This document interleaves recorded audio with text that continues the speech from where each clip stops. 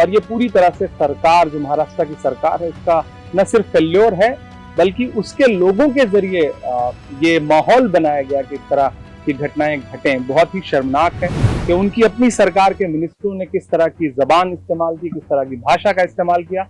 और सबसे बड़ी बात है कि चीफ मिनिस्टर ने पिछले कुछ दिनों में किस तरह की लैंग्वेज का इस्तेमाल किया है। और जहां जहां भाजपा की सरकारें हैं वहां इस तरह का माहौल खड़ा करने की कोशिश की जा रही है। सबसे पहले तो उन तमाम उर्दू मीडिया से जुड़े साथियों का शुक्रिया कि जो आज जो है इस छोटी सी दावत पर तशरीफ लाए। और इस मुकद्दस महीने में अगर मेहमान किसी के दरवाजे पर जाता है और रोजा अफ्तारी करना कबूल करता है तो मुझे लगता है कि मेजबान बहुत खुशनसीब समझे अपने आप को। तो मैं खुशनसीब हूँ कि उर्दू प्रिंट मीडिया के, उर्दू इलेक्ट्रॉनिक मीडिया के और तमाम यूट्यूब चैनल के भी साथी आज यहाँ पर आए हैं, जो लगातार अच्छी सहाफत के लिए, अच्छे जर्नलिज्म के लिए, उसूलों के लिए लड़ रहे हैं। तो सबका एक बार बहुत सारा शुक्रिया। और ये बहुत मोहब्बतों का महीना है, सब्र का महीना है। सबसे गुजारिश है कि इसे कसरत से इबादत में गुजारिए और कुछ दिन में ये महीना हम सबसे विदा हो जाएगा, तो जितना फायदा इसका उठा सकते हैं उठाएं। सबका शुक्रिया और इस मौके पर सबके लिए मोहब्बत का पैगाम। इसी मुबारक महीने में खास तौर पे नागपुर में जो एक तशद्दुद हुआ है, जिसमें जिस तरह से पूरा मामला सामने आया और खास तौर पे मुसलमानों की गिरफ्तारी एक तरफा तौर पर की जा रही है। देखिए, मैंने पहले दिन से जिस वक्त ये घटना हुई है उसके तुरंत बाद से मैं लगातार इस पर बोल रहा हूँ। और ये पूरी तरह से सरकार, जो महाराष्ट्र की सरकार है, उसका न सिर्फ फेल्योर है बल्कि उसके लोगों के जरिए ये माहौल बनाया गया कि इस तरह की घटनाएं घटें। बहुत ही शर्मनाक है। सरकार का इंटेलिजेंस पूरी तरह से फेल रहा और जिस वजह से ये घटना घटी है, सरकार बेगुनाहों को गिरफ्तार करने के बजाय उस मामले की तह तक जाए कि उनकी अपनी सरकार के मिनिस्टरों ने किस तरह की जबान इस्तेमाल की, किस तरह की भाषा का इस्तेमाल किया। और सबसे बड़ी बात है कि चीफ मिनिस्टर ने पिछले कुछ दिनों में किस तरह की लैंग्वेज का इस्तेमाल किया है। बहुत शर्मनाक है। और जहां जहां भाजपा की सरकारें हैं वहां इस तरह का माहौल खड़ा करने की कोशिश की जा रही है। लोगों से, आवाम से, क्योंकि मैं महाराष्ट्र से सांसद भी हूं, तो वहां की आवाम से मैं सब्र और मोहब्बत और भाईचारे की अपील भी करता हूं कि शांति बनाए रखिए। ये नफरतें, इनकी उम्र बहुत छोटी है, ये बहुत जल्द हारेंगी, मोहब्बत फिर से जीतेगी। आपने पार्लियामेंट में एक सवाल और उठाया जो महाराष्ट्र से मुताल्लिक है। यूपीएससी जो है कोचिंग सेंटर था उसको बंद किया गया, उसके बाद आपको क्या उम्मीद है?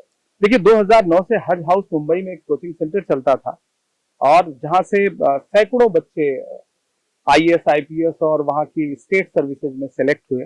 मुझे हैरत है, मुझे रिसेंट उसके बारे में जब ये पता चला कि 2023 में बहुत सलीके से, चुपके से सरकार ने उसको बंद करवा दिया। इससे पहले जो मिनिस्टर थी स्मृति ईरानी जी ने, उन्होंने उसे बंद करा दिया। ऑफिशियली कोई लेटर भी जारी नहीं हुआ लेकिन बंद करा दिया गया। तो मैं लगातार इस मामले को देख रहा था और कल मैंने पार्लियामेंट में इसको उठाया है। मैंने माइनॉरिटी मिनिस्टर से भी बात की और मेरी पूरी कोशिश रहेगी कि हज हाउस मुंबई का जो कोचिंग है वो फिर से सेंटर शुरू किया जा सके, क्योंकि इसके लिए सरकार से किसी फंड की जरूरत नहीं पड़ती है। हज कमेटी का अपना एक कॉर्पस होता है जो हाजियों के सर्विस चार्जेस हैं, जो उनसे रजिस्ट्रेशन फीस ली जाती है, उसका जो एक कॉर्पस बनता है उससे, उसके एक हिस्से से ये सेंटर चलता है।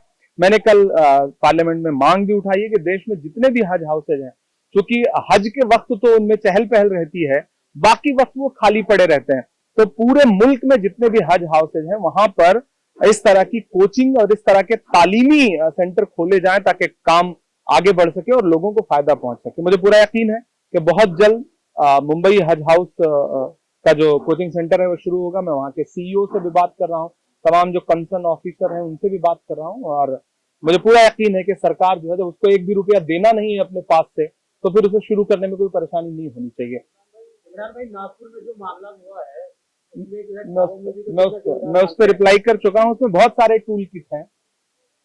इस सरकार ने फिल्मों को अपना टूल किट बनाया है, प्लस इन्होंने ऐसे ऐसे लोगों को मिनिस्टर बना दिया है कि जो हर दिन ऐसी जबान इस्तेमाल करते हैं। मुझे हैरत है, मैं तो किसी दिन पार्लियामेंट में मुझे मौका मिला तो मैं उनकी पार्टी के अध्यक्ष जेपी नड्डा साहब से भी पूछूंगा और कोशिश करूंगा कि उनको उनके नेताओं के बयान सुनवाऊं कि क्या इसको आप अपने घर पे सुन सकते हैं।